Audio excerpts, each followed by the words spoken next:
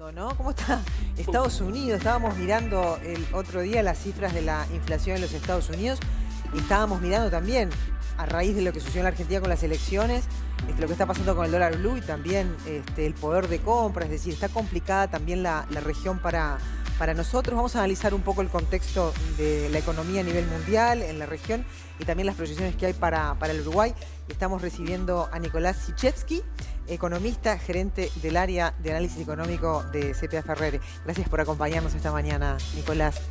¿Cómo estás? ¿Todo bien? Muy bien, muy bien. Bueno, ¿cómo están observando ustedes, analistas, lo que está ocurriendo en los Estados Unidos? Una inflación, la tasa interanual en octubre del 6,2%, la mayor cifra registrada en el país en 30 años.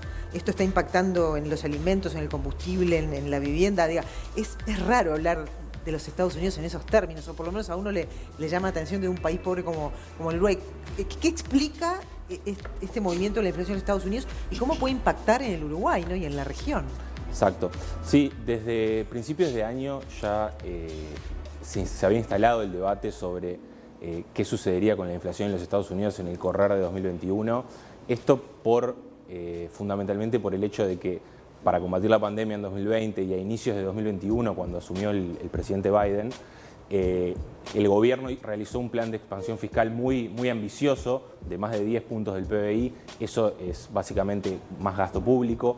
A su vez, la Fed, que es el Banco Central de los Estados Unidos, redujo a cero las tasas de interés para estimular la economía.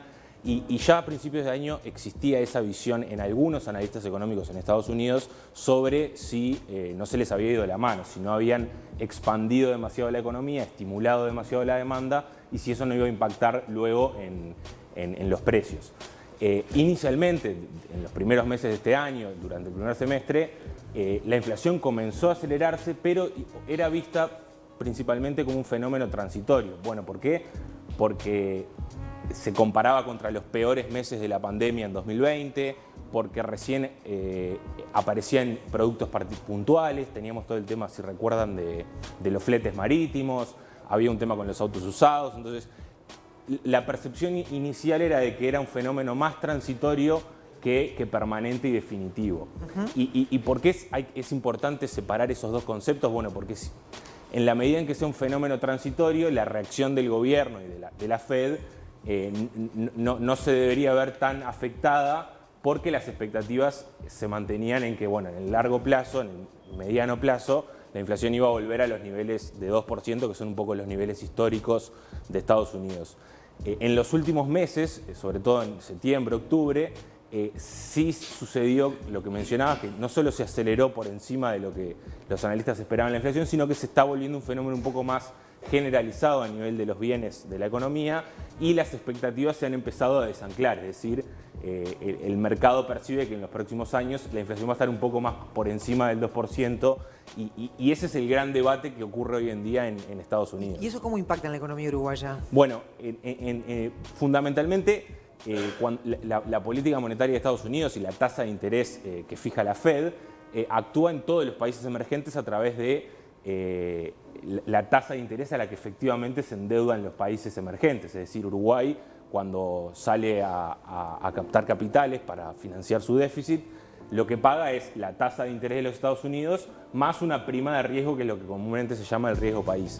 En ese sentido, una inflación más persistente de lo que se preveía podría obligar en 2022 o sobre fines de 2022 a la Fed a actuar un poco más rápido y no de forma tan progresiva como sí lo percibía antes, a elevar las tasas de interés para controlar las presiones inflacionarias. Y esos escenarios de suba abrupta de tasas de interés en los Estados Unidos suele tener un impacto en los países emergentes, y Uruguay no es la excepción, desde el punto de vista en que los capitales suelen perseguir rendimientos más altos, van a Estados Unidos y eso deprecia las monedas, eleva el costo de endeudamiento del Uruguay y genera una situación más compleja o menos benigna para la economía, sobre todo comparando con este último año y medio, o casi 2 años ya, que hemos tenido de tasas de interés en niveles prácticamente que cero, que generan una abundancia de liquidez global que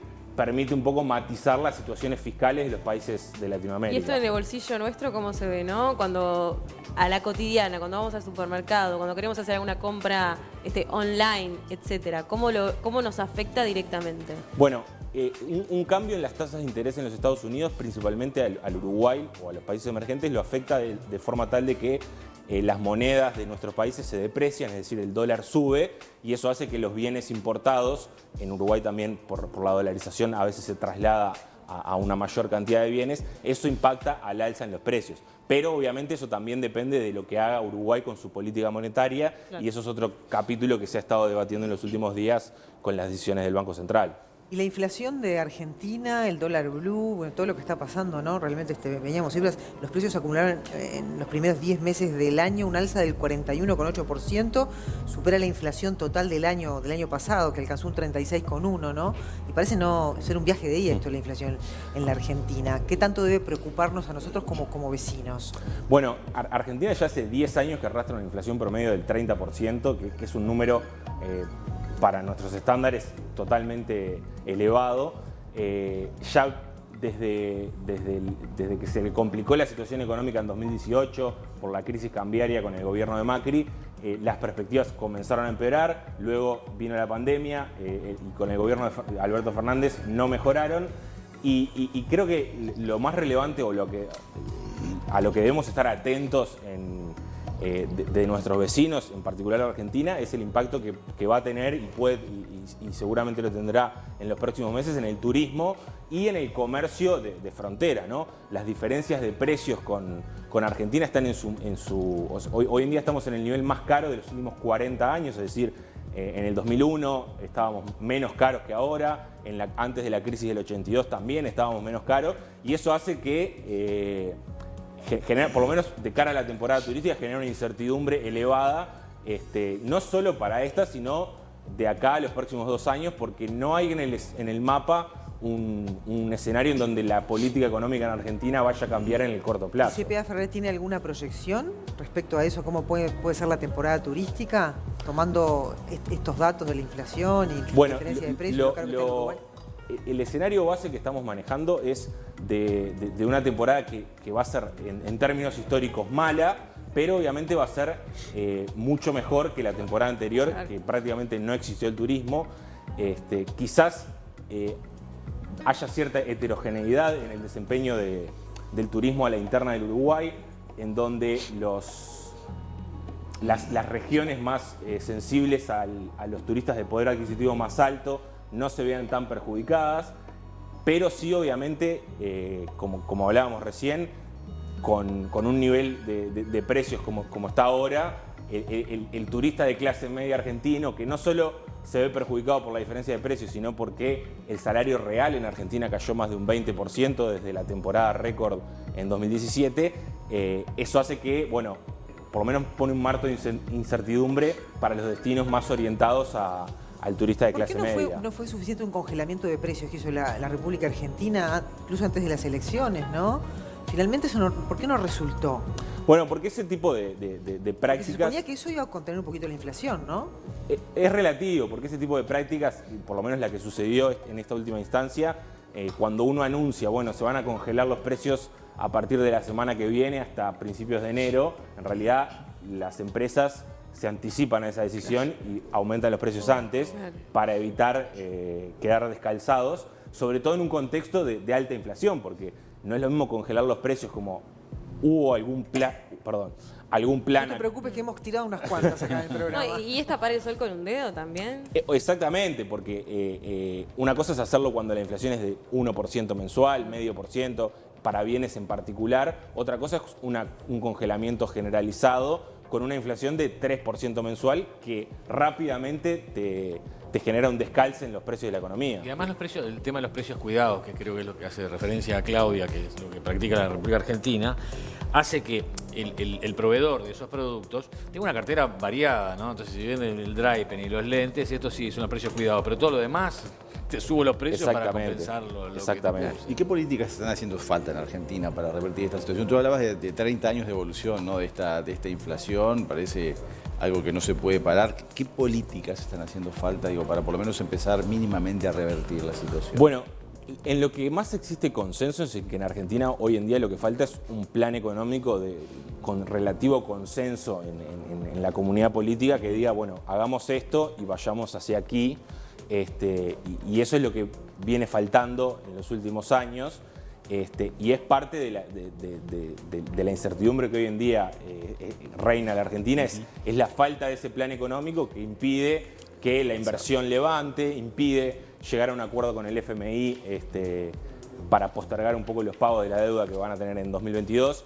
Y creo que esa es la clave y sobre todo uno de los aspectos que más nos diferencia con Argentina, que es no tienen un rumbo claro de qué hacer con la política económica. Nicolás, y en este contexto, Uruguay, bueno, la proyección sigue siendo de crecimiento, ¿no? ¿Qué es lo que están mirando ustedes? Exacto.